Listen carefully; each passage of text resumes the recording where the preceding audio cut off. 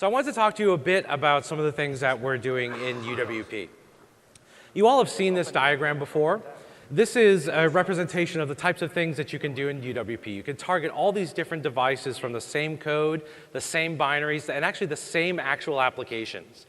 You saw earlier today, Giorgio had deployed the same exact application to Xbox, to IoT, to phone, as well as to the desktop.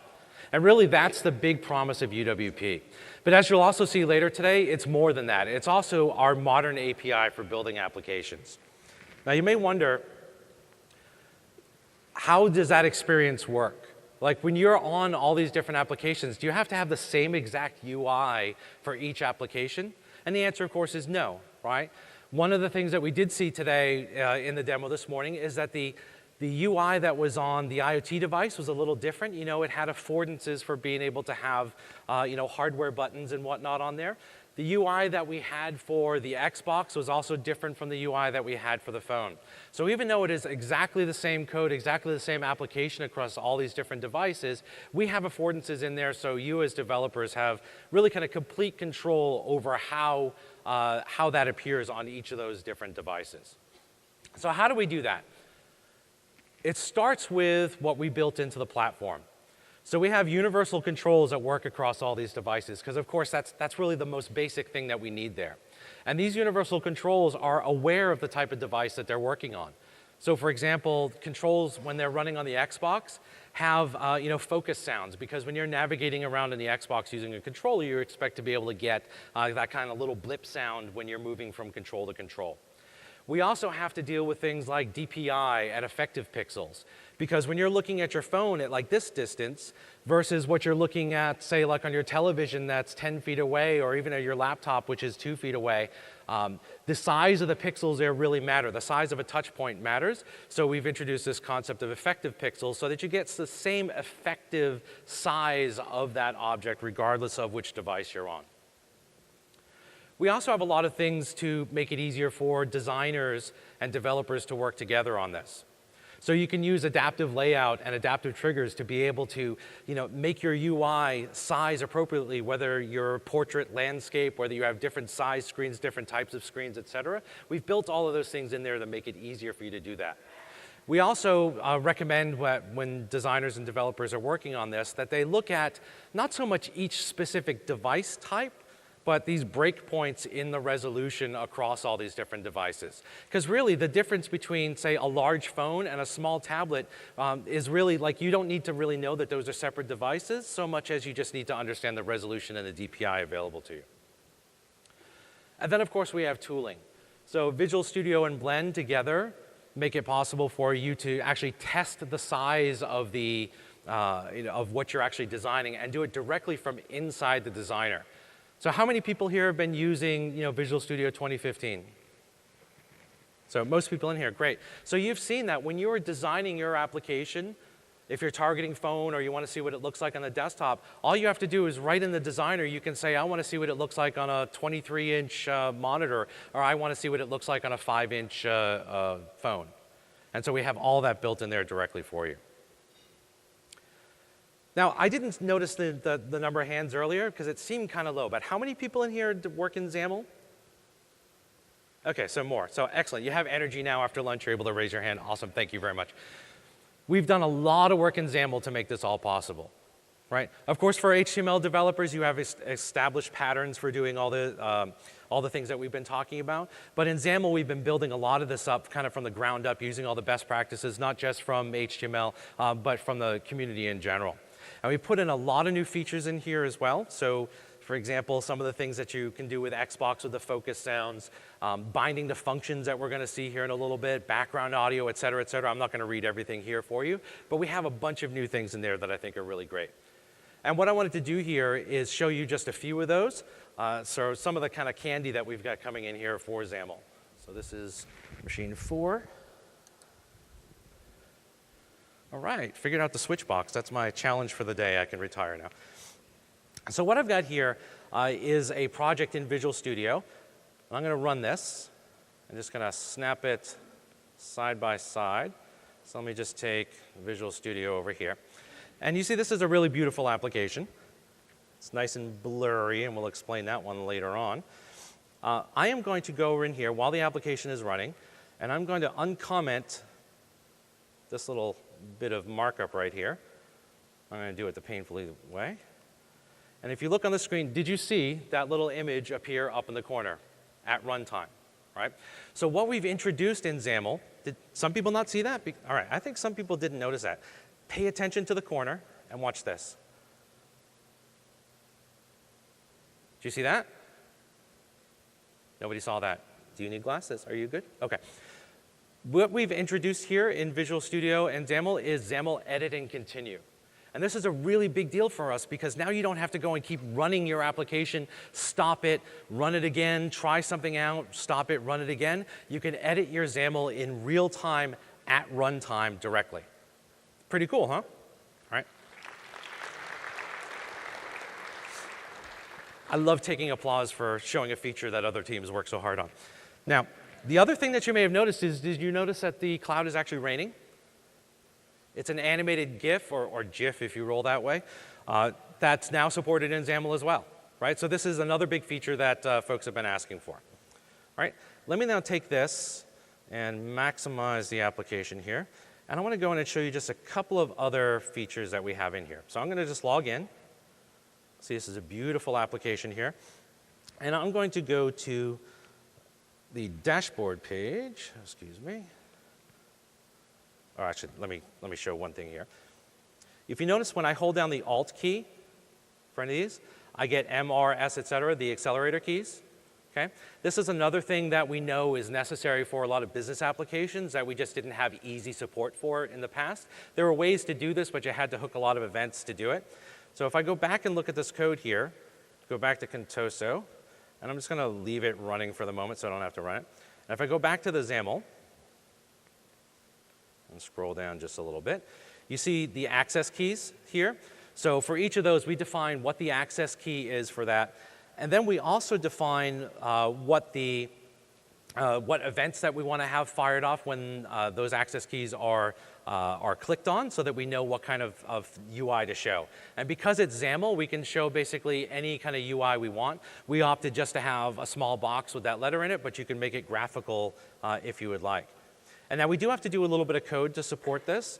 So if you look in the background, in the code behind here, we have a setup tooltip function that goes and simply sets the placement of these tooltips relative to the actual elements. Again, you have complete control over where you want to put those. And then when the access key has been requested, and this is some of the plumbing that we've built in, all we do is we show that tooltip. And again, you could show this in a status bar. You could show it anywhere you want. We just provide the plumbing in there to kind of make that possible. Okay.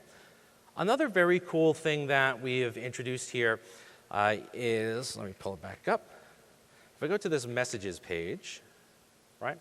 So watch very carefully what happens here when I'm typing. So if I type in a bunch of messages, I just hit send and hit send a bunch of times and change it a little bit and hit send. Do you see what's happening here? It seems pretty basic. But those boxes automatically scrolling to show us the last item that has been added in there, right? This is another thing that was not the simplest thing to do in XAML in the past, and we wanted to make sure that this was really easy for you to do now. So the markup for that is actually quite simple. If I go back over here, if I go to my messages page, and it's really just this one thing. So inside the list view, all we have to do is set the items updating scroll mode to keeping the last item in view. Okay? Again, very, very simple in there, and it's something that's been requested from us a ton of times. So let me go and show one other thing in here, which I also think is extremely cool.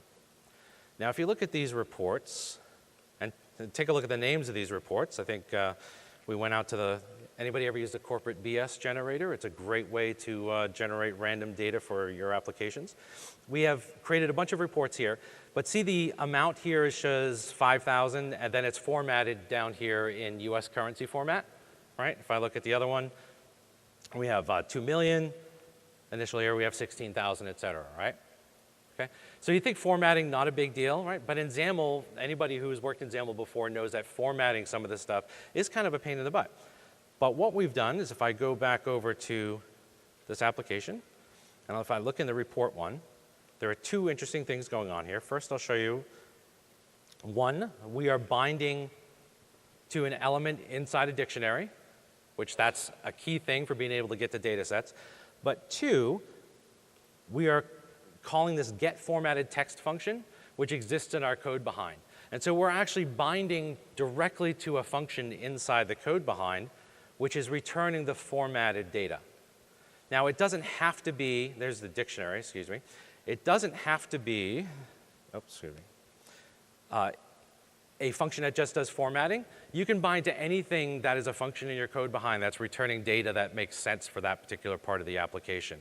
So we've really expanded that out because you notice we're using x:bind versus just the old binding, approach, which means it's compiled, it's super fast, and we can call code in the code behind and get the return results from those functions and show them directly in the XAML. So again, very cool, very highly requested features inside these applications.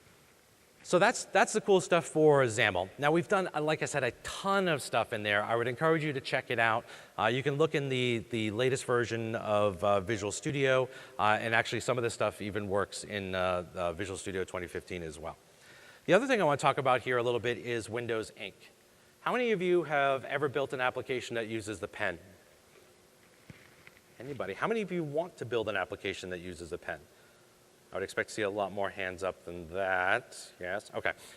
Windows Ink, you saw some of the demos with Shen and Giorgio earlier. Ink is a very natural and very important way and very easy way for people to get data into applications. You might not think of it if you're building a rapid data entry application or you're building something for a call center or you're building something kind of internal. You might think, well, Ink doesn't make a whole lot of sense for me there. But if you're building something for people that go out into the field, right? Or if you're building something for, say, an assessor or something like that that needs to go out to a site, go out to an auto accident, go out to any of these different places where they have a tablet in their hand, Ink is often the most convenient way for them to enter data. And we continue to iterate on this because we think this is one of the things that we do really well and something that adds a lot of value to your applications. We've provided a number of different ways that you can get Ink in your application. It starts with the simplest stuff. You can simply add in an Ink canvas and an Ink toolbar. If you want to get a little bit more complicated, a little bit more control, you can use the Ink presenter. And then if you want to have ultimate control and being able to handle the Ink any way that you want, we have some advanced processing in there where you can use the APIs directly. If you use our built-in controls, it handles a lot of stuff like simultaneous pen and touch, which is a really nice new feature that we have in there automatically. You don't have to think about that. You don't have to worry about, ignoring the palm, ignoring the fingers or whatever, because we treat Ink and we treat touch quite differently, and we make that available to you. So let me quickly show you all the code that it takes to get this in your XAML applications. So I'm going to stop that and go, no, I don't want to save that. Go into here. I'm just going to create a new project. My file new project is far simpler than Shen's file new project, by the way, which also means it'll work. All right? I say that, that's when the machine usually crashes. All right, so I pull it up. I'm going to open the main page for the application here. Main page. Now, how many lines of markup do you think it takes to add Ink to your application? It's a quiz. There's no prize for this one. No? All right. Ink canvas. I can give it a name. x:name. You guys are just going to let me do that. Ink canvas. Okay.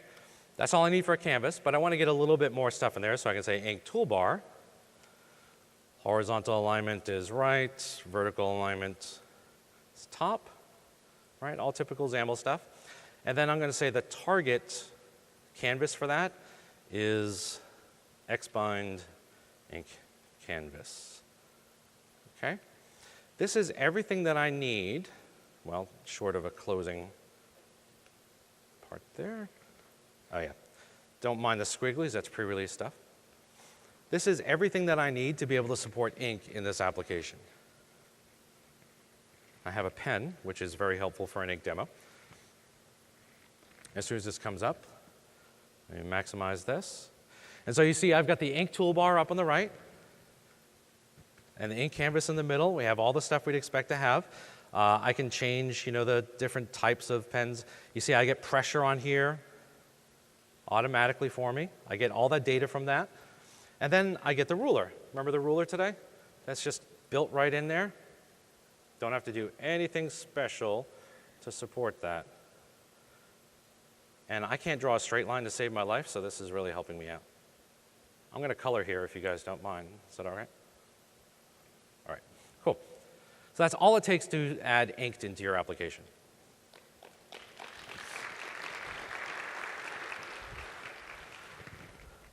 Thank you. All right, I get applause for 2 lines of markup. This is awesome. Usually I do IoT demos and I blink an LED and everybody's like, blinked an LED, awesome. So great. So we have built into the platform a bunch of different things for you that are really going to make, I think, your life easier when you're working, when you're trying to build like these really good user experiences across all these different devices. First of all, UWP, I don't want to understate the value of being able to write a single application and have it run across all of these devices without any required code changes. So again, being able to compile your application and run it on the phone, run it on an IoT device, run it on the Xbox, run it on the desktop without any required changes is a really big deal. And then being able to use some of the things that we built in, the controls that automatically adapt, the ability to have separate XAML pages. We didn't really talk about this today, but you can have separate XAML pages that share the same code behind, but each XAML page can target a different device family. So being able to have that level of control in the application, plus all the adaptive stuff we've built in, really makes it much easier for you to target all these devices with a very minimal amount of effort. Then we've added a bunch of new things in XAML. Of course, we've done a lot with Windows Ink in XAML as well, but we've added in binding to dictionaries, which if you ever work with data, anybody here ever work with data? It's usually a pretty big deal. Okay, more than a couple people. If you want to do any formatting or any special processing, being able to bind to functions in your code behind, also a really big part of the new enhancements that we have there. And again, we have tons of stuff there. There's more information online on the Channel 9 site from Build itself. And if you go to dev.windows.com, you'll find all the other information there with like all the new features that we have in Windows 10. So thank you.